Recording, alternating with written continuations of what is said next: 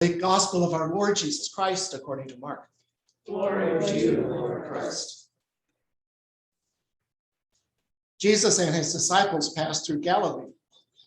He did not want anyone to know it, for he was teaching his disciples, saying to them, "The Son of Man is to be betrayed into human hands, and they will kill him, and 3 days after being killed, he will rise again."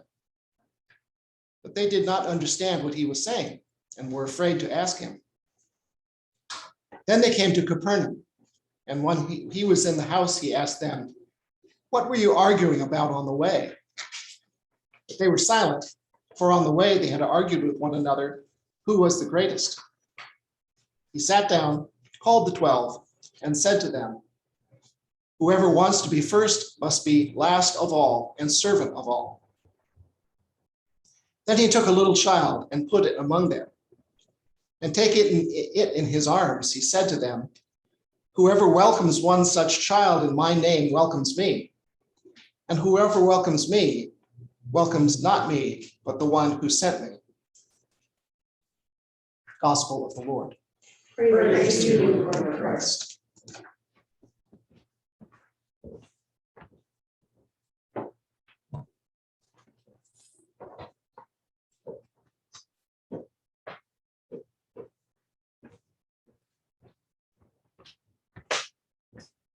The words of my mouth and the meditation of our hearts bring light.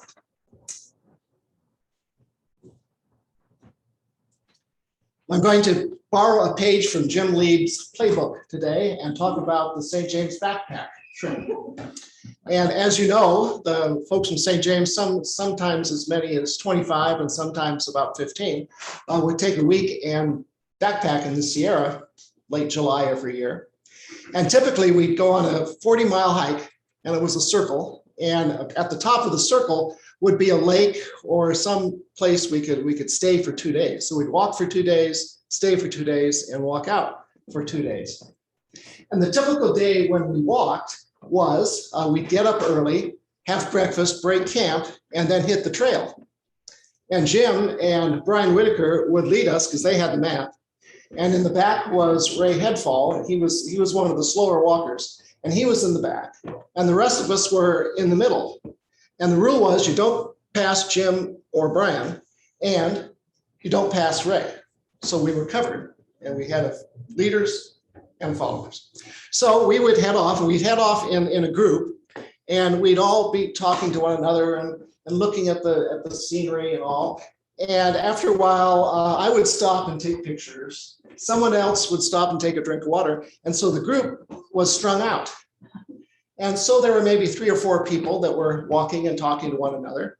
And then I liked to be by myself from time to time, an introvert. So I'd be myself and I'd be thinking about this, that, and the other thing. And then we'd get into camp at the end of the day, and we'd talk about what we saw during the day and what we were thinking about and what was going on.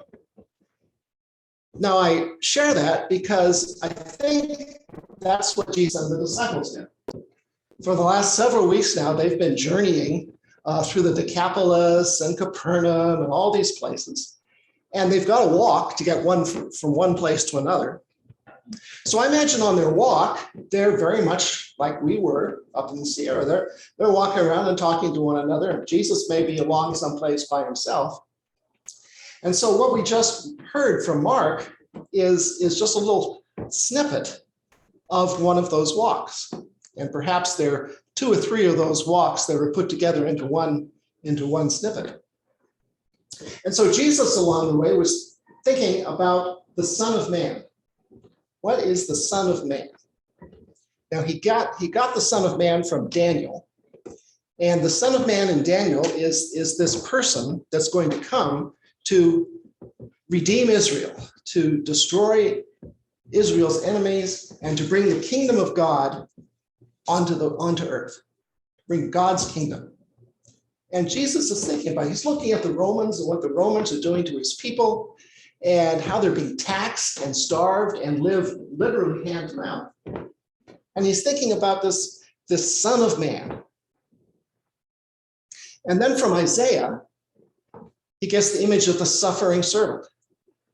And the suffering servant is one who serves and gives his life for the people. So he has these two images of this Son of Man, this powerful figure, and the suffering servant. And he's putting these things together, and he's thinking about it, and he comes up with this notion. And at the end of the day, he tells his disciples, the Son of Man will be betrayed, executed, and after 3 days rise again. Now, whom is Jesus talking to? I think primarily he's talking to himself. We've all been in a position, I think, where we've thought about something, and it's up there in our brains. And when we share with someone else, when we say to someone what we're thinking, it makes it real, and it's out there. And now two people are thinking about it. And so I think at this point, Jesus is still struggling with what this means. And notice that he's talking in the third person, the Son of Man. Not talking about himself, he's talking about the Son of Man at this point. And so he's going through this significant struggle. And at the end of the day, then he goes to the disciples and says, well, I was thinking about the Son of Man here and what's going to happen to this Son of Man, this third person. What were you thinking about, guys? And they said, they must have told him something. Well, we were figuring about who's the greatest among us. These are alpha males going at it, right? Who's the greatest? That's where they go. Who's the greatest? And I'm thinking about what's the metric they would use to determine who is the greatest. What would they argue about? I can catch a dozen fish in 3 hours. Well, I can catch a dozen. Just that old song. Anything you can do, I can do better. They were probably doing some of this. Whatever was out there, be they fishermen, or how fast they could walk, or how much they could carry.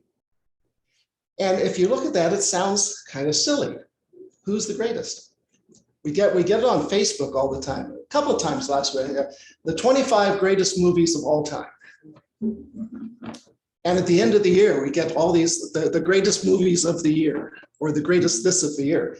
And I shared that with Kathy, and I said, Kathy, here's the 25 greatest movies of the year. And she rolls her eyes, and that's, who cares? And what's the metric? How do you decide that?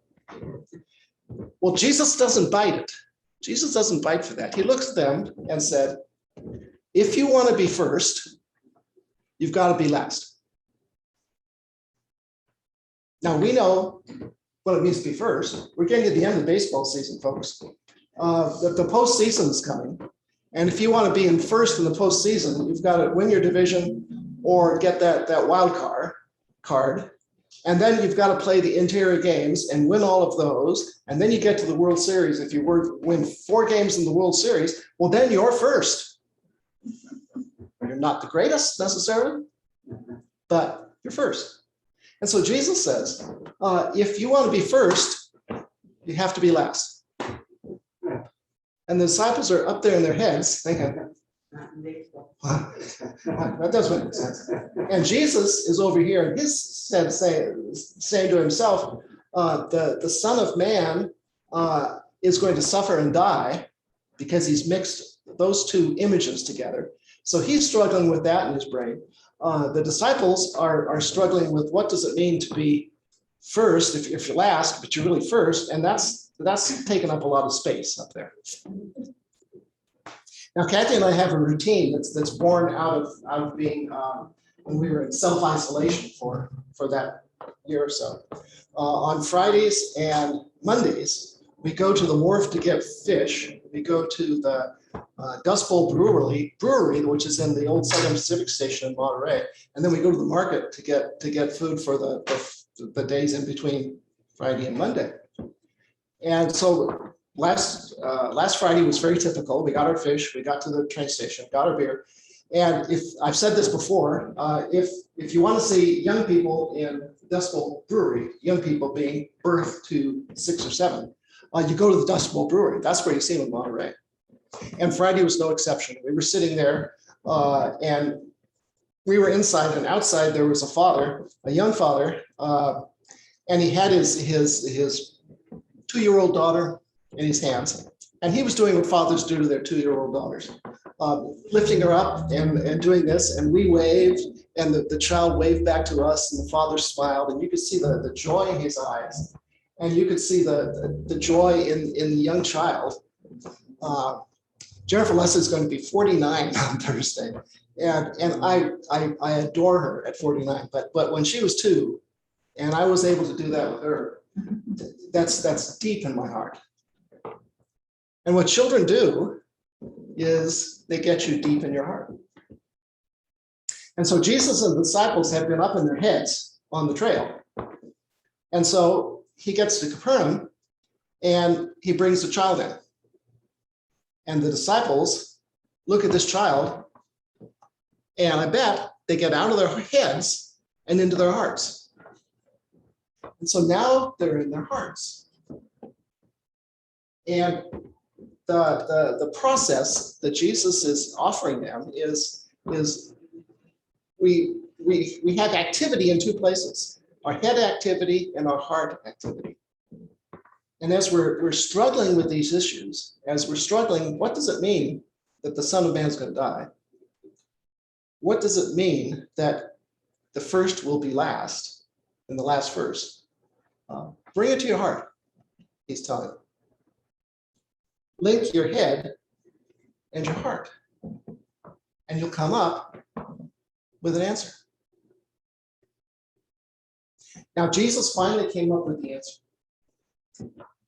And I was thinking about it at 4:15 this morning, and I was thinking about when did Jesus finally go from the third person of Son of Man to first person, I am the Son of Man. And it came to me when we were passing Fort Ord on the way over today. It was Palm Sunday. Palm Sunday is the day that Jesus, who am I to say, but I think it was Palm Sunday when Jesus came into Jerusalem on this donkey. And he was in the role of the Son of Man and the suffering servant. And that's when it went from the third person to the first person. And he had a bleep in the Garden of Gethsemane. When he's about to be arrested, he goes out there, and that's when he's on his knees and he's praying, and that's that last little bit of and he says, yep, that's what I'm supposed to do. And he got it from head and heart. And the disciples took a little longer, but after Jesus' death and resurrection, then they were able to say, oh, we get it. And they became servants. And now we remember them. How about that? It worked. And so can that be a pattern for us? When we're struggling with issues and we're up in our heads, or if we're struggling with issues and we're in our hearts, can we link the two? Can we put the two things together to bring us to another place? And I'm thinking about the refugees on the border in Texas, and you look at the pictures and your heart just goes whatever. It just opens up and you feel all this sense of tragedy and loss. And you look at the faces of the children being taken over the fence, and your heart just goes out to them. And then the mind says, well, but what are we going to do? That's thousands and thousands of people a day, the head gets in. And how can we link head and heart? How can we do that? And I think what it takes is coming into a space where we're able to link that, and where we're able to say it's not either or, it's both and. And what are the possibilities? What's out there to open things up? And we could do that with our own lives as well. When we're struggling with issues, and it's up here, and it keeps us up at night and it's just stuck. Come down to the heart and see what the heart says. And the mind will follow. Work for Jesus, work for the disciples, work for us.